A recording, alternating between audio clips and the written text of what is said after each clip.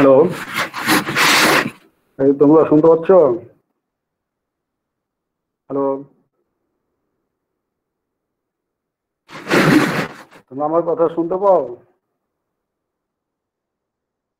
Light দেখা যায়? ঠিক আছে। লাস্ট ক্লাসে আমার যতটুকু মনে পড়ে যে IWRM প্রিন্সিপল গুলো পড়াচ্ছিলাম এবং 3 নাম্বার পর্যন্ত পড়িয়েছিলাম। আজকে 4 নাম্বার প্রিন্সিপল, যে water as an economic good, যেটা এর আগেও বলা হয়েছে যে ওয়াটারের ভ্যালু থাকতে হবে, ভ্যালু না দিলে ওয়াটারের অপব্যবহার হবে। তাহলে water has a value as an economic good. Useful water value and cost concepts. The goal of full cost recovery, managing demand through economic instruments, financial self-sufficiency versus water as a social good. এবং এই ওয়াটারের গুডের উপরে ধরো পরে আরো কিছু slide আছে। এরপরে যে ভ্যালু এবং চার্জেস, এগুলো ধরো দুটো আলাদা জিনিস। ভ্যালু হলো জাস্ট ইয়ে করা, চার্জ মানে যে কোনো ট্যারিফস বা ট্যাক্স, এগুলো চার্জের আওতায় পড়ে।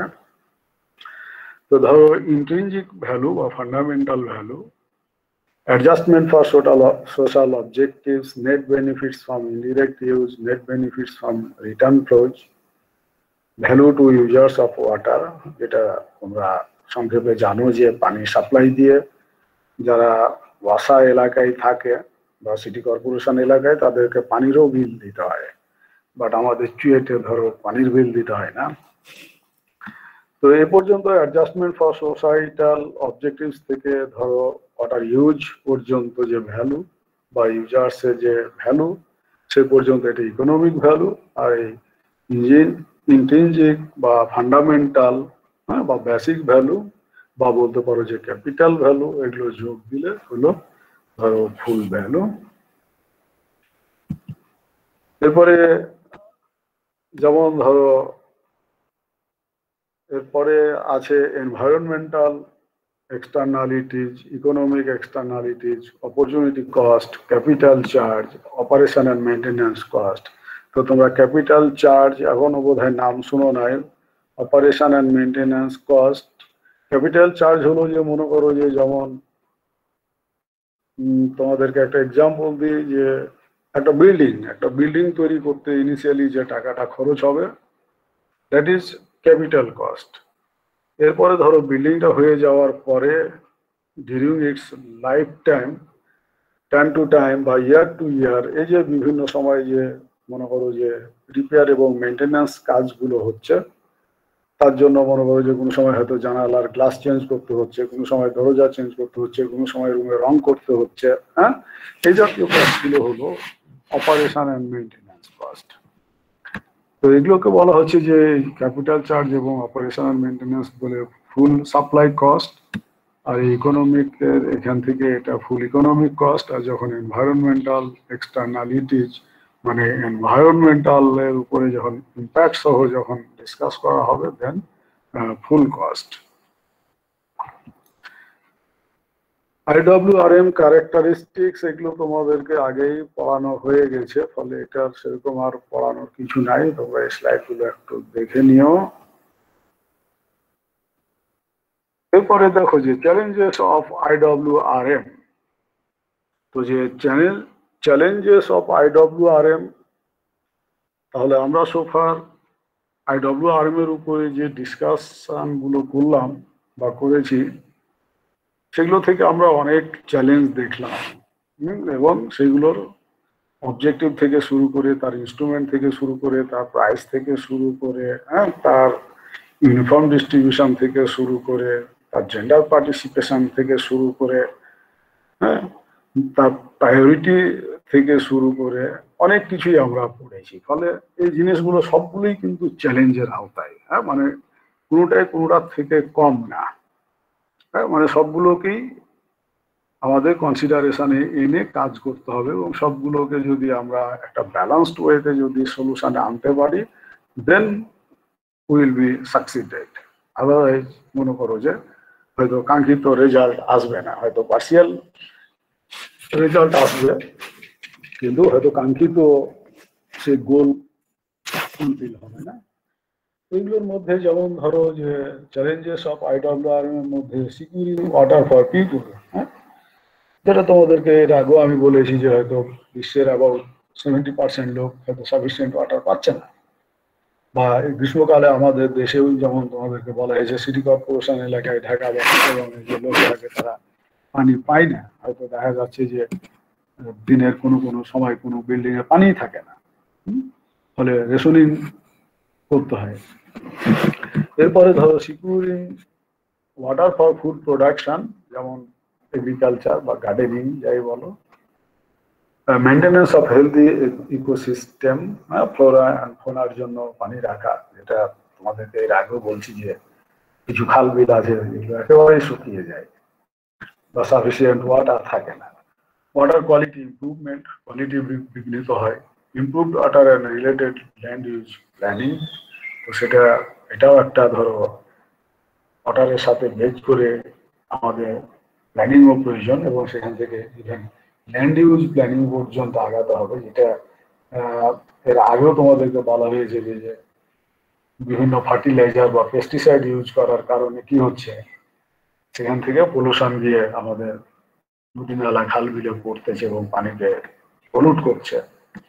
Reuse, recycling and use of low quality water, dealing with variability of water with time and space, a shift from supply oriented to demand oriented water resources management, assessing the economic value of water, valuing water in a system context, managing risks, যেসব risk গুলো আসবে, creating public awareness and understanding, তারপরে forging will to act, আমাদের নিজস্ব মনে করো যে ইচ্ছা শক্তিও থাকতে হবে সবকিছু করার, মানে সবকিছুতে গাফিলতি করলে বা ধরো যদি অপব্যয় করার টেন্ডেন্সি থাকে সেটা হবে না। Ensuring collaboration across sectors and boundaries, ধরো সেক্টর বলতে যেটা তোমাদেরকে এক্সাম্পল দিয়েছিলাম যে সাপোজ সিটি কর্পোরেশন বা ঢাকার ভিতরে যেসব অর্গানাইজেশন আছে এগুলোর ভিতরেই কোলাবোরেশন ঠিক মতো নাই। বাউন্ডারিজ বলতে মনে করো যে যেগুলো আমাদের ট্রান্সবাউন্ডারি রিভার আছে, দ্যাট মিনস নিয়ার বাই কান্ট্রিগুলোর সাথে মনে করো যে আমাদের কোলাবোরেশন রাখতে হবে।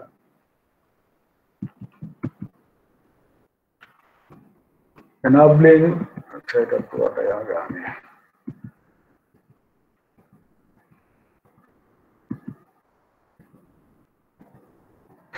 এখানে ধরো কিছু স্লাইড আছে যে ওয়াটার সিকিউরিটি। ওয়াটার সিকিউরিটি বলা হচ্ছে যে balance water for livelihood and water as a resource, যে ওয়াটারটা সম্পদ এবং ওয়াটার আমাদের জীবন ধারণের জন্য ওয়াটার প্রয়োজন, এবং ওয়াটার ইজ লাইফ, এটা আমরা আগেও বলেছি। তো এখানে মনে করো যে যে ওয়াটার সিকিউরিটি, তাহলে এখানে প্রথমে বলা হচ্ছে যে ইকোনমিক এফিসিয়েন্সি, যে ইকোনমিক এফিসিয়েন্সিও থাকতে হবে, আবার সোশ্যাল ইকুইটিও থাকতে হবে, এনভায়রনমেন্টাল সাস্টেনেবিলিটিও থাকতে হবে, যে ওয়াটার এনভায়রনমেন্টকেও নষ্ট করে, ধরো ভিলেজার্স বা সোসাইটির উপরে তার ইম্প্যাক্ট আছে, এবং ওয়াটারের ইকোনমিক ভ্যালু আছে, যে এইগুলো সবগুলো বলা হচ্ছে যে ধরো এনাবলিং এনভায়রনমেন্ট, এবং সেখানে আবার এসে পলিসিজ আছে, লেজিসলেশন আছে। পলিসি মানে কতগুলো মনে করো যে আইন বা বলতে পারো যে ফ্রেমওয়ার্ক, আর লেজিসলেশন মানে আইন বা অ্যাক্ট, হ্যাঁ, সেগুলো আমাদের দিতে হবে। অনেক সময় মনে করো যে মানুষ কথা শুনছে না, কথা না শুনলে কি করতে হবে, আইন থাকলে সেই আইন দিয়ে তাকে ধরো পেনালাইজ করা যাবে। এরপরে ইকোনমিক ইফিসিয়েন্সি রেগুলেটর, ধরো এখানে যেটা আছে management instruments, assessment, information allocation instruments, তো এই অ্যাসেসমেন্ট, ইনফরমেশন অ্যালোকেশন ইনস্ট্রুমেন্টস এগুলো পরে আসবে। এরপরে ধরো ইনস্টিটিউশনাল ফ্রেমওয়ার্ক, হ্যাঁ, central, local, river basin, public private, হ্যাঁ, এখন অনেক বড় বড় প্রজেক্ট কিন্তু পাবলিক প্রাইভেট পার্টনারশিপে হচ্ছে।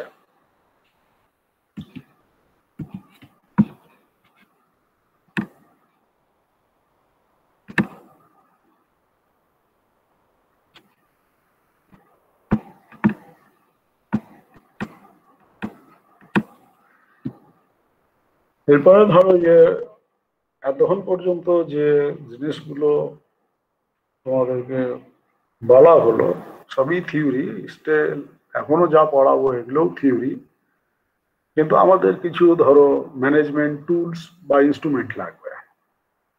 মানে যা বললাম এগুলোতে ধরো নিজে নিজে হবে না, তাহলে এই যে ধরো পলিসি বলো, লেজিসলেশন বলো, কতগুলো তো অ্যাক্ট হলো, তাহলে যে কোনো জিনিস ইমপ্লিমেন্ট করতে গেলে আমাদের কি করতে হবে, কিছু টুলস ব্যবহার করতে হবে, কিছু ইনস্ট্রুমেন্ট ব্যবহার করতে হবে।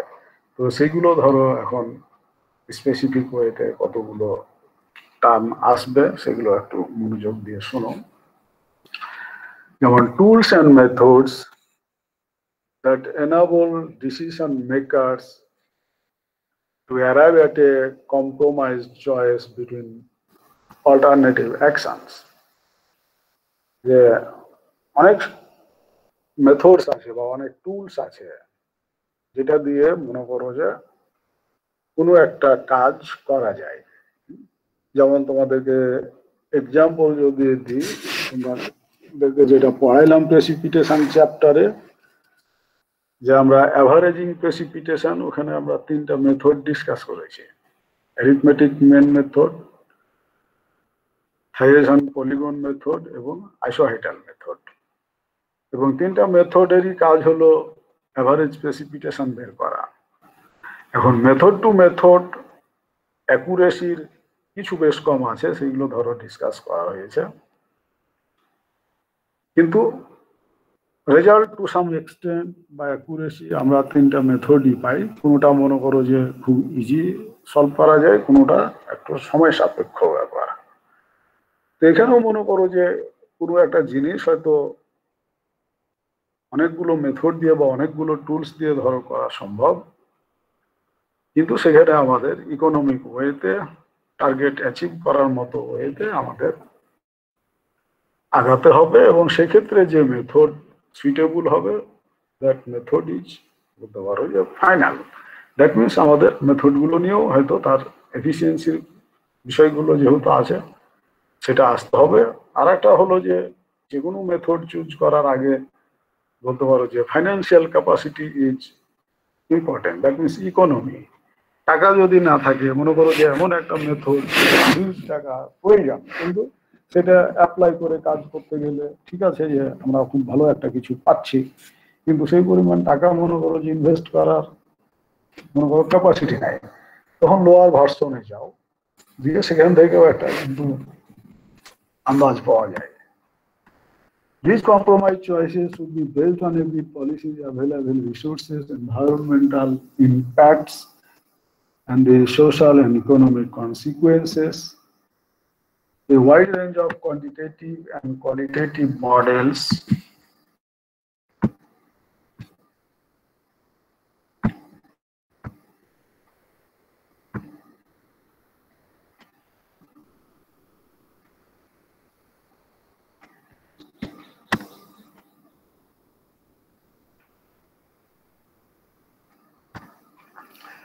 a wide range of quantitative and qualitative models developed and were to be developed based on systems analysis using management theory.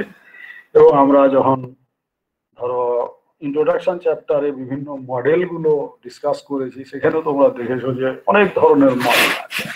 হ্যাঁ, ফলে যে মডেল যেটা লাগবে সেটাই সেখানে অ্যাপ্রোপ্রিয়েট মডেল সিলেক্ট করা হলো একটা ইম্পর্টেন্ট বিষয় বা চ্যালেঞ্জ।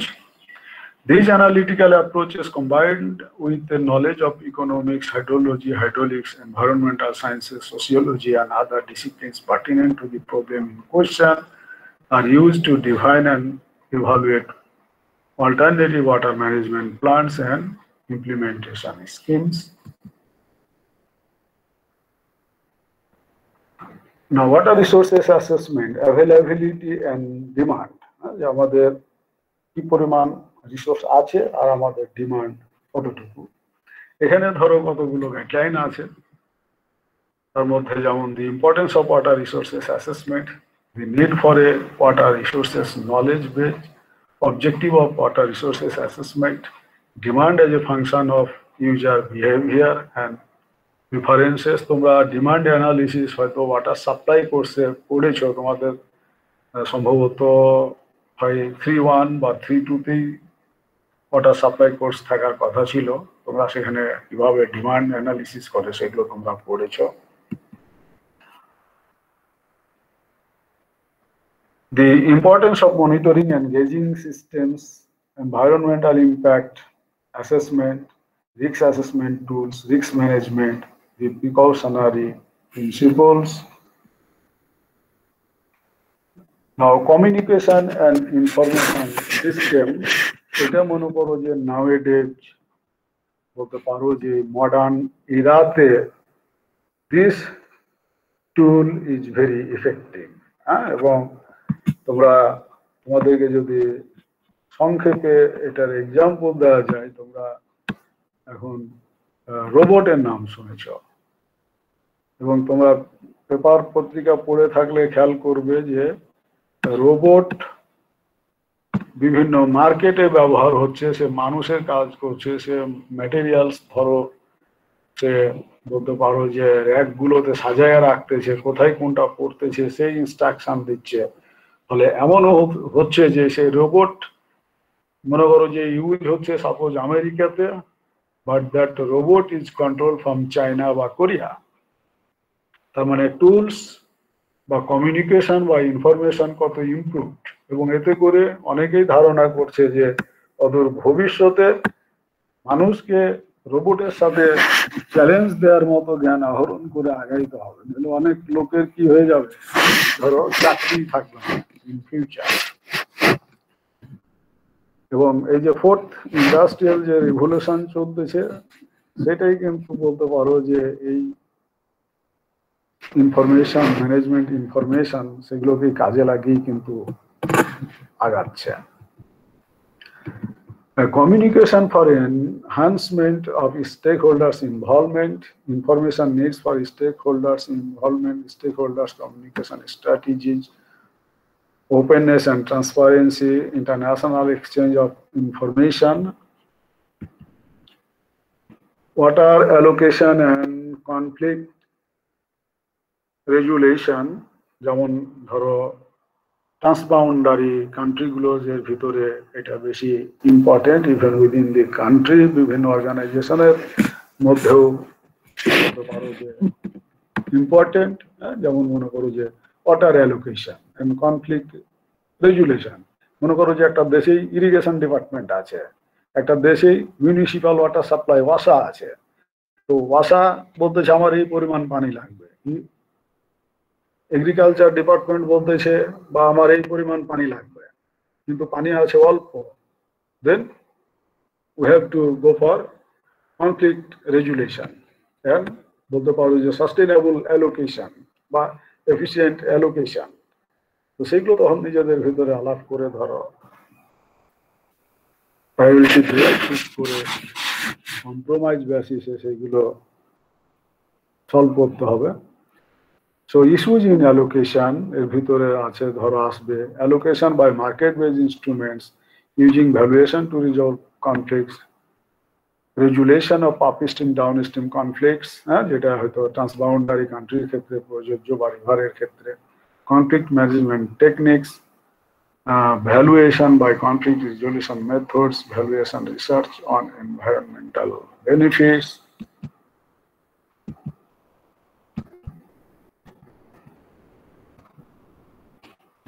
এরপরে মনে করো যে রেগুলেটরি ইনস্ট্রুমেন্টস, যে আমরা যদি কোনো জিনিস কন্ট্রোল করতে চাই তাহলে আমরা কি কি ইনস্ট্রুমেন্ট ব্যবহার করব বা টুলস ব্যবহার করব। সেখানে বলা হচ্ছে কতগুলো direct control, economic instrument, encourage self regulation. এখন মনে করো যে ডাইরেক্ট কন্ট্রোলের আওতায় আছে যেমন executive regulations, water rights systems, standards and guidelines, land use planning controls, position of consumptive and non-consumptive users within the basin, utility regulation, both private and public owned. এরপরে economic ধরো ইনস্ট্রুমেন্টের মধ্যে efficiency of economic tools, what are prices, tariffs and subsidies, tariffs as incentives, fee structures, fees for wastewater discharges, what are markets and taxes. Now tariffs and fees, এগুলোর ভিতরে some observations আছে যে ধরো এই tariffs বলতে পারো যে tax, আর ফিজ বলতে জাস্ট আমরা যেটা অ্যাপ্লাই করি, ভ্যাট অ্যান্ড ট্যাক্স হলো ট্যারিফ, ফিজ হলো ভ্যালু। তো সাম অবজারভেশন যে এটা থেকে কি বলতে পারো যে বেনিফিট পাওয়া যেতে পারে। এই যে ওয়াসা ইয়ার টু ইয়ার বা টাইম টু টাইম যে পানির দাম বাড়িয়ে দিচ্ছে, এতে করে তারা কেন বাড়াচ্ছে এক, এবং বাড়ার সুফলটা কি এবং কুফল কি। তো আমরা অনেক সময় সুফল কতটুকু সেটা যেহেতু বলতে পারো যে অনেক সময় হয়তো মানুষের যেটা বলা হচ্ছে যে পর্যাপ্ত পরিমাণ কি হচ্ছে, মানুষ সেবা পাচ্ছে না কিন্তু পানির দাম বাড়িয়ে দিচ্ছে, তখন মানুষ হইচই করতে যায়। কিন্তু পর্যাপ্ত পরিমাণ যদি বলতে পারো সেবা যদি দিতে পারতো তাহলে হয়তো মানুষ সেটা মেনে নিত। উন্নত বিশ্বে হয়তো সেটা হয় না, ফলে ওদের দেশে পানির দাম বাড়লেও সেরকম মনে করো যে হইচই নাই। দুই, যে বাড়লেও সেটা হয়তো একটা রিজনেবল ওয়েতে হয়তো বাড়ায়, বলতে পারো যে হয়তো অনেক বছর পর। কিন্তু আমাদের দেশে বলতে পারো যে এটা খুব ফ্রিকুয়েন্ট এবং সেবাটা হয়তো ওরকম উন্নত মানের না, যার কারণে আমরা বুঝতে পারি যে কিছু একটা হচ্ছে। যেমন ধরো এখানে some observations, there is scattered evidence that improved policies can have major impacts and at least 20 to 30% of water used by households and industries can be saved by applying appropriate policy instruments. Experience shows that higher water prices and pollution charges result in a win-win situation of water conservation and reduced water pollution. এখানে ধরো একটা দেশের যেমন ইন্দোনেশিয়ার একটা example দেওয়া আছে যে as a result of a tariff increase of 200 to 300% for different consumer groups in 1990, a household with a monthly consumption of more than 30 meter cube had to pay মনে করো যে $0.42 for a cubic meter of water exceeding consumption of 20 meter cube.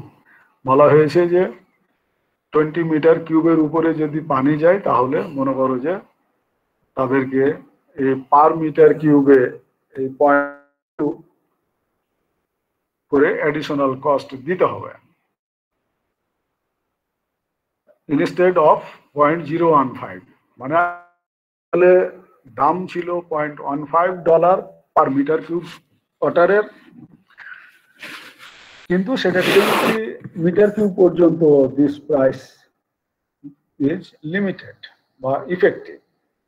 ফলে 20 metre কিউবের উপরে যদি কেউ পানি ব্যবহার করে তাহলে প্রতি অ্যাডিশনাল মিটার কিউবের জন্য তাদেরকে 0.42 করে দিতে হবে। হ্যাঁ, তার মানে 0.15 আর 0.42, তার মানে অলমোস্ট 3 টাইমস।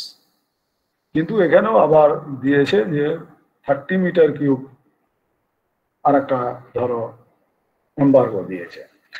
এতে করে তারা যে রেজাল্ট পেয়েছে, that produce significant reductions in water use, around 30% in water use for the affected group. ফলে যারা অতিরিক্ত পানি ব্যবহার করতো তারা তখন বাধ্য হয়ে কি করেছে, ব্যবহার কমিয়ে দিচ্ছে, এবং এতে করে 30% ওয়াটার মনে করো যে সেভিংস চলে আসছে। তো এখান থেকে একটা এক্সাম্পল পাওয়া যায় যে ইনক্রিজ ট্যারিফের কারণে মনে করো যে ওয়াটার ইউজ কমবে, মানুষ অন্যায়ভাবে পানি খরচ করবে না।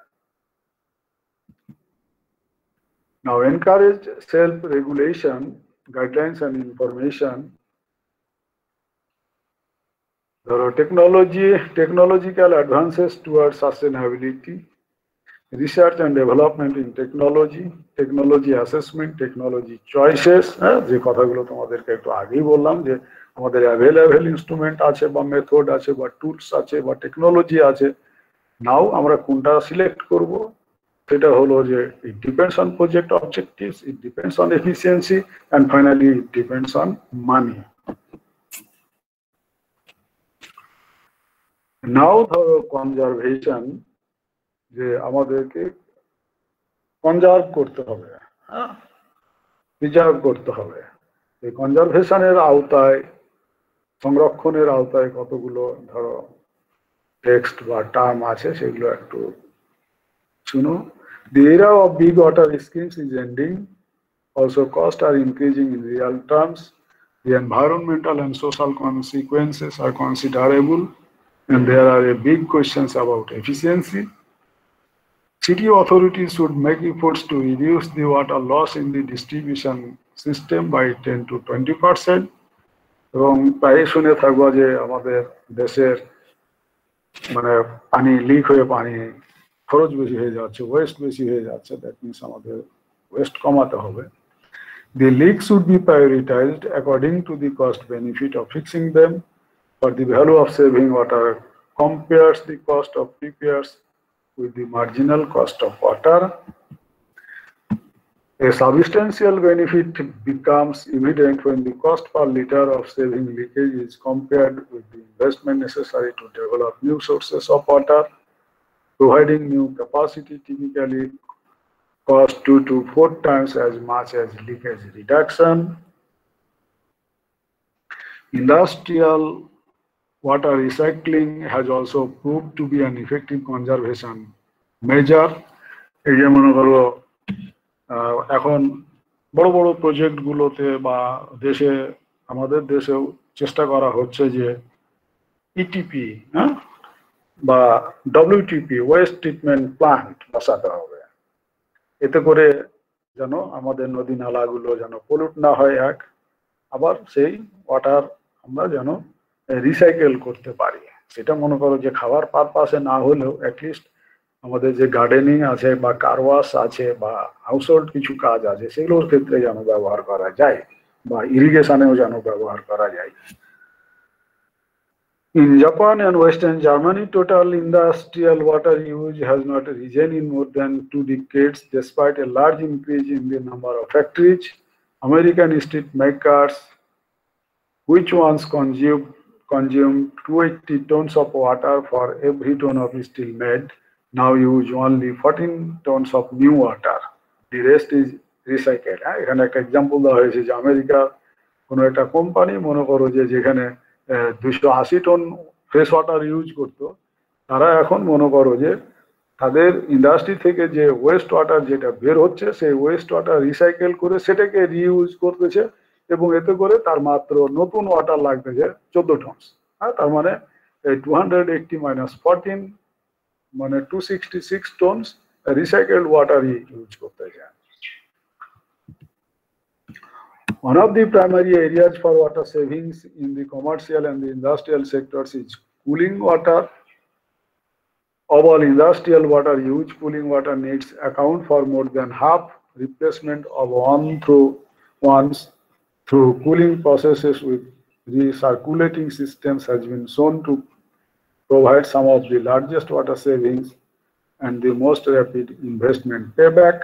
Payback হলো ধরো তোমরা 4th ইয়ারে যখন গিয়ে ম্যানেজমেন্ট একটা কোর্স আছে, ম্যানেজমেন্ট ইকোনমি বা ইকোনমিক ম্যানেজমেন্ট, তখন তোমরা এই পেব্যাক পিরিয়ড পড়বা। পেব্যাক পিরিয়ড বা পেব্যাকটা হলো যে কোনো একটা সিস্টেম ডেভেলপ করতে গিয়ে মনে করো যে একটা সার্টেন অ্যামাউন্ট খরচ হয়েছে, মনে করো যে এক্স টাকা।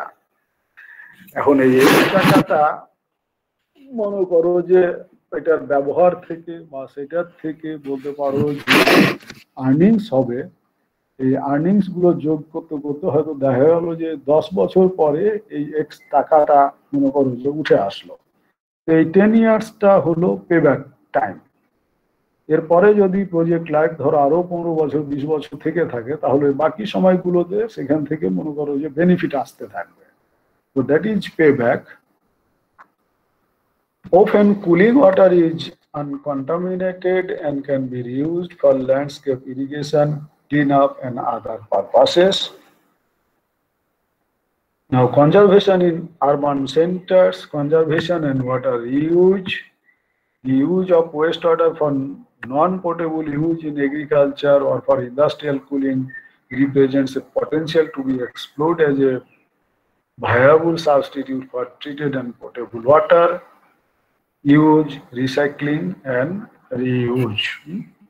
আমাদের ধরো ইউজও করতে হবে, রিসাইক্লিংও করতে হবে, আবার রিইউজও করতে হবে। এটাই হলো বলতে পারো যে লাস্ট ওয়ার্ড। তো এ পর্যন্তই আমি তোমাদেরকে ধরো পড়ালাম IWRM এর উপরে। ফলে IWRM এর উপরে যে সিলেবাস ছিল, সেই সিলেবাসের বলতে পারো যে যে টার্মগুলো ছিল, সেই টার্মগুলোর রেসপেক্টে তোমাদেরকে ধরো সংক্ষেপে ব্রিফ ওয়েতে বা সামারি ওয়েতে আমি কতগুলো টেক্সট তোমাদেরকে পড়ালাম। বাট IWRM এর উপরে ইভেন হায়ার স্টাডিজেই একটা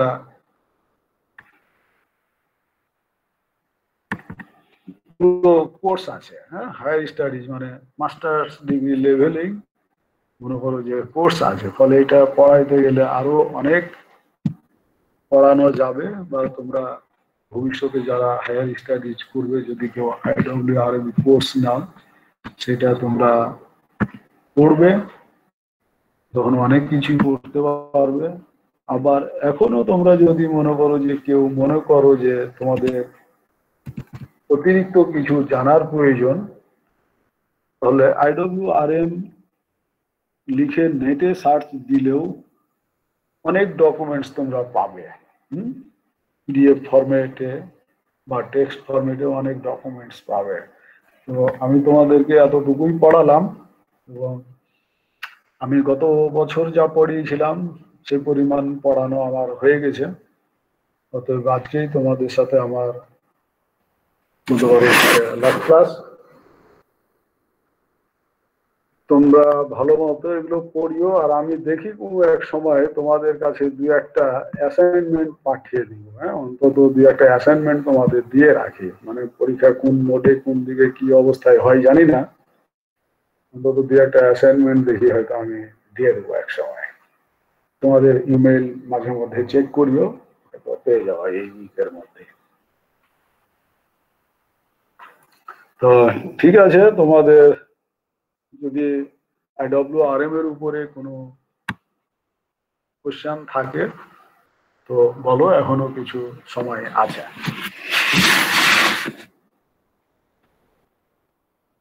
কিন্তু এটা ধরো এগুলো পুরো বাংলা টাইপের, তোমাদের একটু কেয়ারফুলি পড়তে হবে, কারণ পরীক্ষাতে তো কিছু না কিছু তো থাকবেই,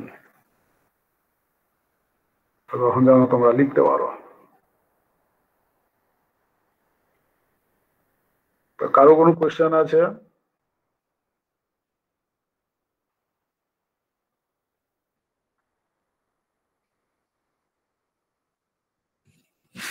হ্যালো,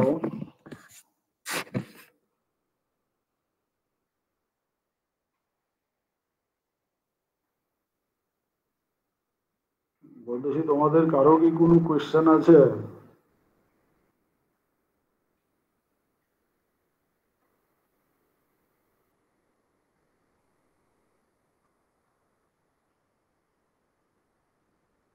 তোমরা কি আদৌ কেউ ক্লাসে আছো, না সব ঢুকে আবার আউট হয়ে চলে গেছো?